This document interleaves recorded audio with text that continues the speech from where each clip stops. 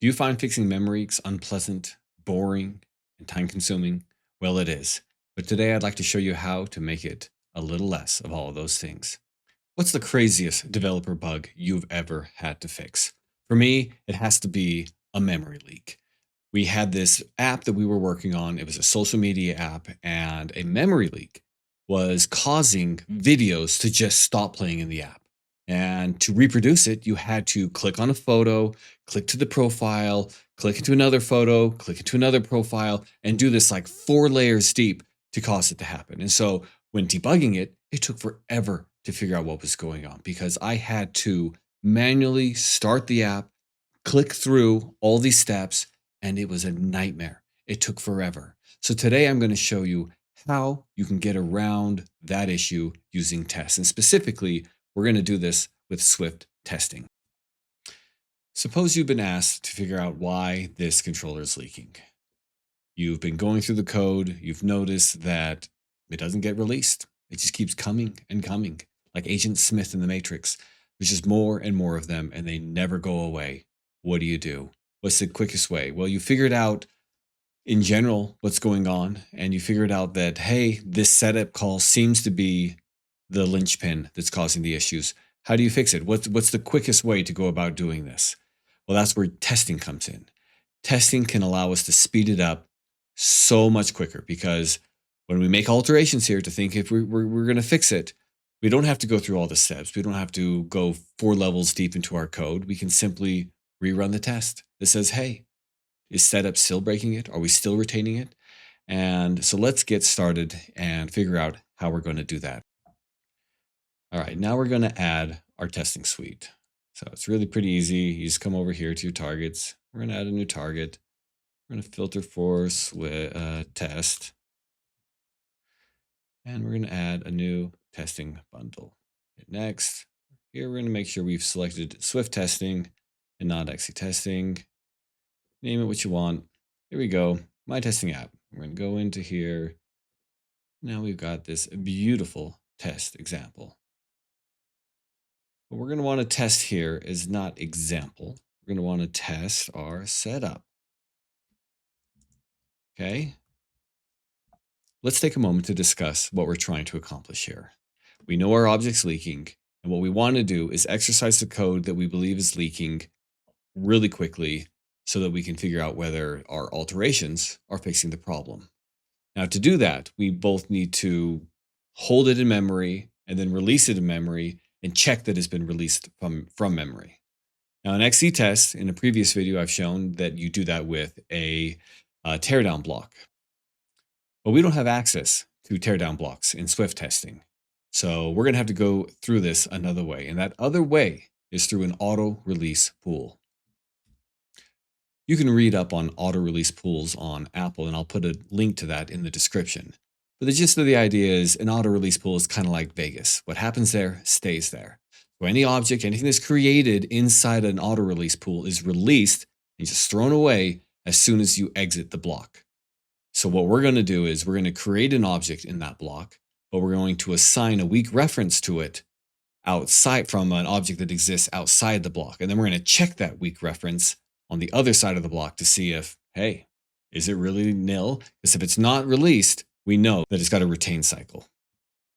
All right, before we get started, we need to add the imports to support the libraries that we need. So we need to import foundation.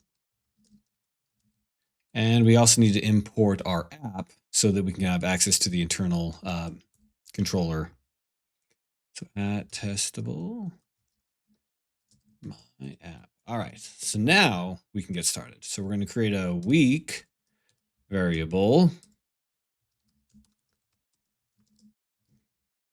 There we go. Now we need to create our auto release pool. So to release pool. Now here we can create our strong one. So let controller equal controller. Now we're going to assign it weak controller is equal to controller. Now we're going to call our leaky function. So let's see, that's controller.setup. Now we're going to exit the pool. So at this point, controller should be released. And so we can check whether weak controller is still pointing to a copy of controller. If it is, then we have a leak. So we're going to do expect weak controller equals nil. And our message can be controller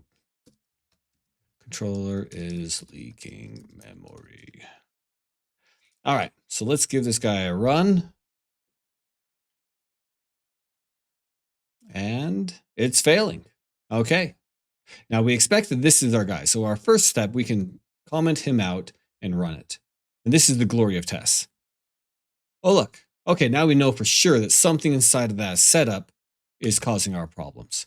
So now we can go inside and we have these three options. All right, well, let's comment out these first two. Okay, now we can run it. You can just click it here at the sidebar. I'm going to run that test again. Okay. So we know that setup network is not causing the issue. So now we can keep uncommenting these lines as we go. Again, this is so fast because I don't have to navigate in. I don't have to go to anywhere in the app, and I can just run the code over and over and over again. Okay, that passed again. So let's see here. Okay, so we're setting ourselves up as the delegate, and oh, that's causing our problem. So why is that? Well, we go up into here and we see our delegate, but what? Our delegate is not weak, and our delegate should be weak. So if we assign that, so what's happening here is that we were holding a strong pointer to the data processor, and then the data processor was pointing back at ourselves, and so we had a retain cycle. So now if we add that weak reference in, we can run that test again, and we're done. So as opposed to trying things out, loading into the app, going over and over and over again, we can just run it with a test. And if we leave this test like this, we can do test setup for memory leaks. So then we can leave this test in to make sure that setup doesn't ever leak memory again. It's the glory of testing. All right, before we leave, I'd like to leave us with a question. How can we automate this memory check process? In XC tests, there's a way so that we can pretty easily check all of our objects for memory leaks, just as we do our normal testing. But can we do this in Swift testing? Leave your results in the comments. All right, let's go over what we learned today. We learned how to set up a Swift testing suite. We learned how to set up a Swift test and how to use those tests to find memory leaks. That involved using the auto release pool and how it's kind of like Vegas. Anything that happens in the pool stays in the pool. We learned how using the tests quickly speeds up our debugging process because we can run it over and over again without having to go into the UI, reload the app, and that makes it a lot easier for us. And finally, we learned why it's important to keep our tests in because it helps us prevent having bugs in the future. I hope you liked what you saw. Hope you learned something today. If you did, please like and subscribe. The description contains a link to this code, and I hope you have a wonderful day.